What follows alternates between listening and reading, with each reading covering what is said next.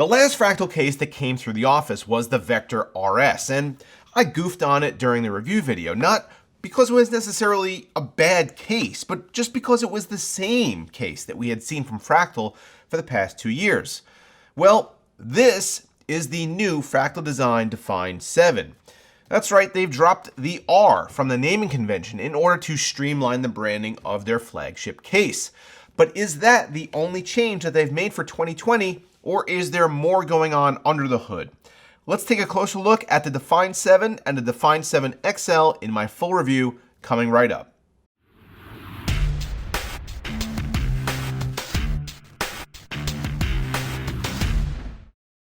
Let's get some basic information out of the way right up front. Fractal is offering 12 different SKUs of the Define 7 at launch, with 9 of them being the standard size and 3 of them coming in the larger XL variant. This review is going to focus mainly on the non-XL, but I did want to show you guys the difference in size between the two. The XL is going to be more focused on complicated custom loop setups, as the only real difference between these two is going to be the size. The layout and feature set is otherwise basically identical. I'll be using this 7XL in February's monthly build coming up on the channel soon, so make sure to get subscribed for that. The XL will have an MSRP of $199 or $209 depending on if you want the side panel to be solid or tempered glass. The tempered glass will come both in dark and light tint, but the only color the case will come in is this black. The regular Define 7 by contrast will be available in black, black-white, gray, or this all-white variant. All colors will have the option of coming with a solid side panel or the TG panel.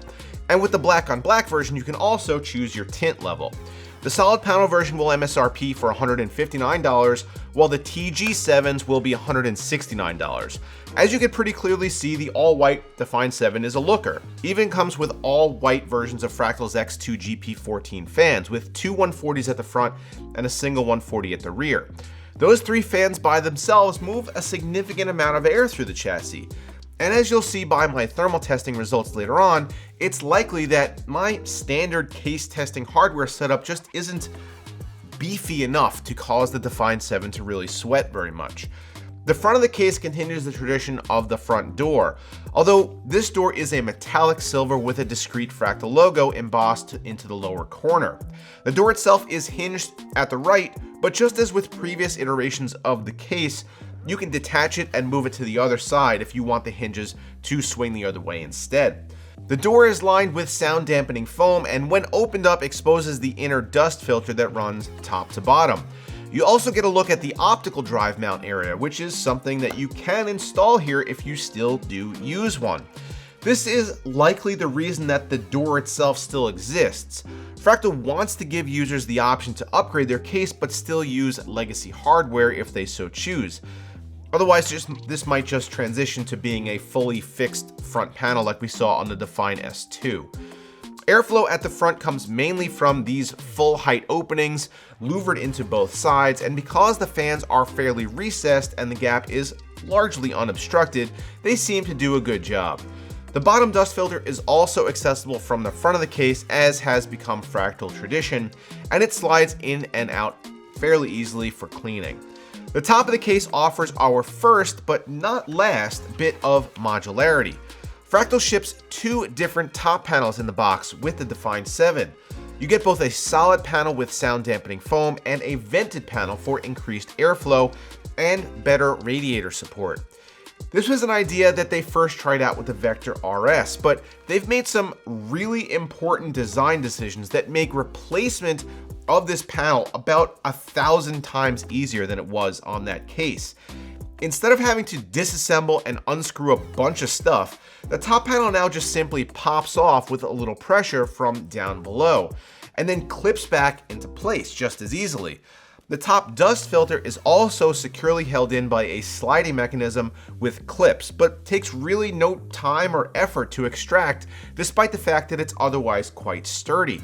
You also get a really robust I/O selection that's not lacking for anything, with 2 USB 2, 2 USB 3, a USB 3.1 Type-C, separate headset and mic jacks, a reset switch that's hard to accidentally press, a power button, and a power indicator light. A+ improvement all around here, as every part of the top panel is better than the last generation. We also see a few things that weren't improved from last generation, but were pretty great to begin with, like cooling and radiator support.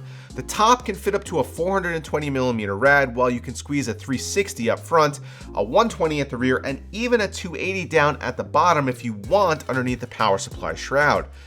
In order to free up some space up front for thick fan and radiator configurations, there are two removable pieces that clip in and out.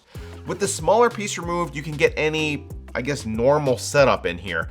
But with both removed, you have basically unlimited room for enormous radiators or push-pull. The only thing blocking this would be the drive cage that's mounted down underneath the power supply shroud, but it's easily either relocatable or completely removable, and all it takes is the adjustment of 4 screws that you could get out from the underside of the chassis. There's also tracks down there that you could slide it on if you need to. Don't fret though if you're worried about storage space. The Define 7 has almost an unnecessary amount of storage options. As is, out of the box, it supports up to 7 3.5-inch drives and 2 2.5-inch drives, as the accessory box that houses the additional top panel also comes with additional drive sleds. And you could buy more if you want to, as the server configuration can hold up to 14 drives. It does this by moving the back wall forward and using the drive bay install points to rack up additional storage area. The rear wall comes out with 5 screws, and the plastic cover piece clips off and on pretty easily. Removing the plastic piece exposes the mounting positions for both additional drives or reservoirs, as the HDD multi-bracket has pre-drilled holes for this as well. This is a crazy amount of flexibility for a sub $200 case already, and we haven't even talked about the cable management area around back. Fractal has taken some cues from NZXT here, including not only Velcro ties, but also cable routing channels to help you route your 24-pin, your PCIe, RGB cables, and power cables as neatly as possible.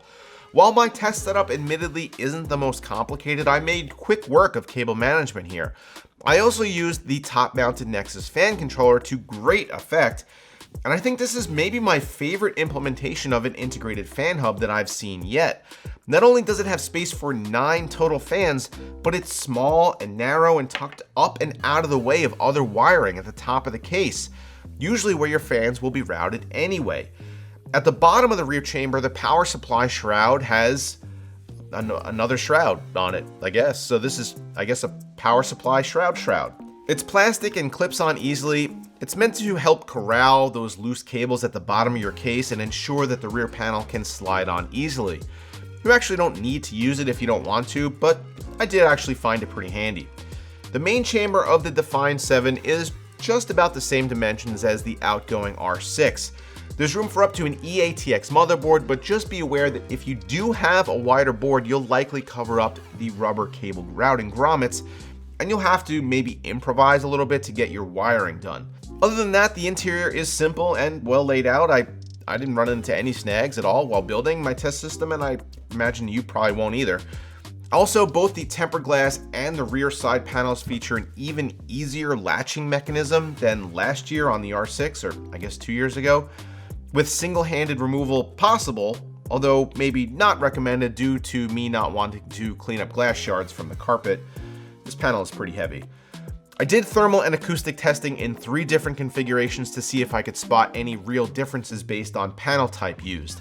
The first set of numbers were with the airflow top panel on and the front door closed, which I think will probably be the most popular setup amongst users. The second test was with the door still closed and the solid top panel in place, and then just to see if things changed up at all, I opened up the front door with the solid top panel installed. The noise floor on my filming set at the time of testing was between 38 and 39 decibels, and all 3 configs did well here. There's enough noise dampening in place even with the top airflow panel that the noise wasn't really any kind of an issue.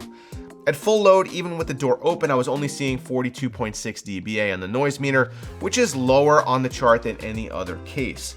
GPU temps were good and tied for the best that I've tested so far, and there was really no difference between airflow setups. I did see a small difference in CPU temps depending on how I had the Define 7 configured, with a 3-degree fluctuation from low to high. Overall, CPU temps were pretty good as well. So I'm really happy with the changes that Fractal has made here. They didn't go crazy with overhauling their basic design philosophy, but they did make some changes where it actually does matter. The top panel is impressively simple and functional, and there's room for a ton of hardware inside, even on the regular size Define 7. I'm going to give the Fractal Define 7 the Indie Award as an editor's choice. What do you guys think of Fractal's newest?